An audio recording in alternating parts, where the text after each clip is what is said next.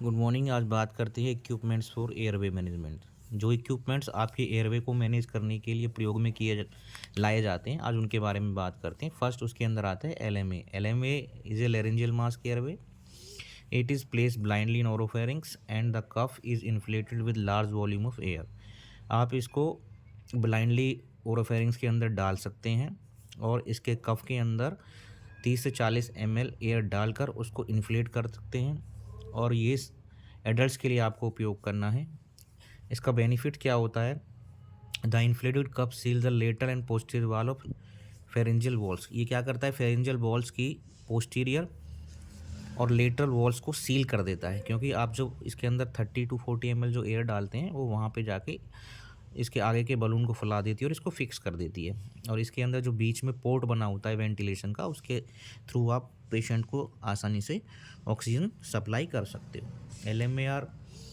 LMAs are available in different size. ये अलग अलग टाइप के साइज़ में आता है। स्मॉलेस्ट 4 होता है, वो बच्चों के लिए यूज़ किया जाता है, और जो लार्जेस्ट होता है वो आप यूज़ करते हैं एडल्ट्स के लिए। ये डिफरेंट साइजेज होते हैं इसके, और डिफरेंट साइज़ के लिए डिफरेंट एयर और वेट के हिसाब से इसको यूज़ किया जाता है। अगर 5 किलो का है कोई पेशेंट है तो उसको आपको 1 नंबर का LMA यूज़ करना है और उसमें 4 ml एयर डालनी है। अगर आपका कोई 5 से 10 kg का है तो उसके लिए 1.5 नंबर का, उसके अंदर 7 ml एयर। अगर आपका कोई 2 किलो का है, 10 से 20 kg वेट का है, तो उसको 2 नंबर का यूज़ करना है, उसके अंदर आपको 10 ml एयर डालनी है। अगर आपका कोई 20 से 30 kg का है तो उसके अंदर लिए 2.5 का 14 ml। अगर आपका 30 to 50 kg वेट है तो 3 नंबर का, 50 to 70 kg है तो 4 नंबर का, और 70 to 80 kg है तो आपको उसको 5 नंबर का यूज़ करना है। और इसके अंदर आपको जो एयर का यूज़ करना है वो 40 ml आपको एयर उसके अंदर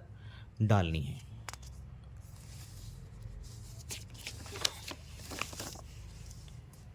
इंडिकेशंस का मतलब है आप इसको कहाँ कहाँ पे यूज़ कर सकते हो।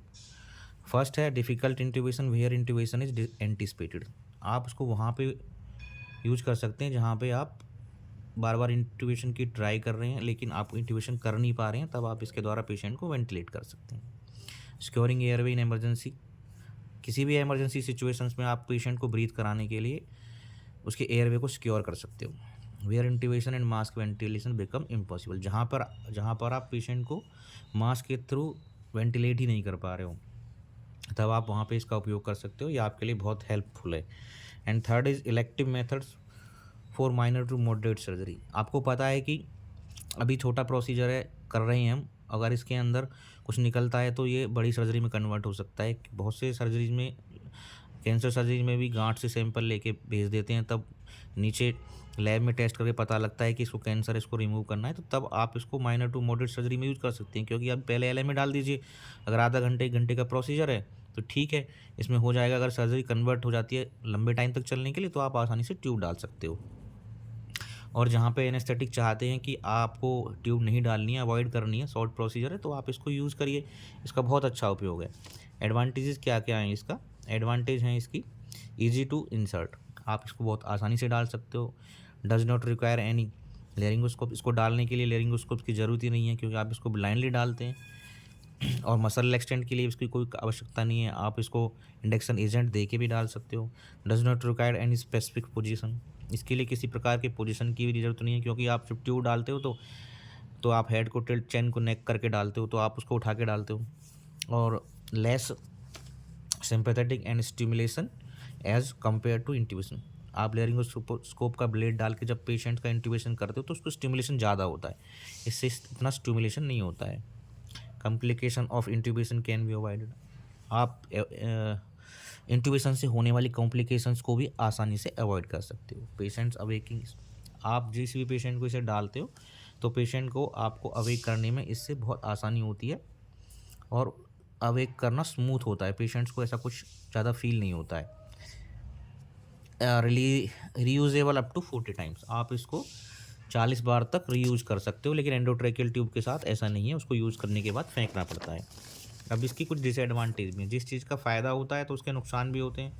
डिसएडवांटेज हैं इसकी, air can leak into the oesophagus. अगर आप अच्छी तरह से इसके कफ के अंदर एयर नहीं डालेंगे तो एयर लीक हो जाएगी और वो आपके ईसोफेगस के अंत से होते हुए स्टोमक के अंदर चली जाएगी और फिर increase the risk of aspiration. अगर आपके स्टोमक के अंदर कोई कंटेंट है तो वो एस्पिरेट करके आपके माउथ से आपके लंग्स में जा सकता है। आपकी ओरल कैविटी को ट्रॉमा हो सकता है क्योंकि आप इसको ब्लाइंडली डालते हैं। हाइपोग्लाइसिया लिंगुअल नर्व भी इससे डैमेज हो सकती है। If excessive pressure are being used, अगर ज़्यादा एयर का प्रेशर भी यूज किया जाएगा तो।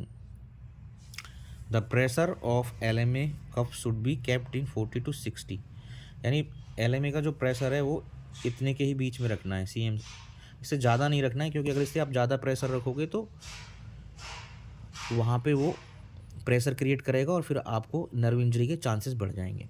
सॉर थ्रोट, आपको गला भारी दुखना इससे महसूस होता है क्योंकि आप एक जगह पर कंटिन्यूसली प्रेशर देती है एयर।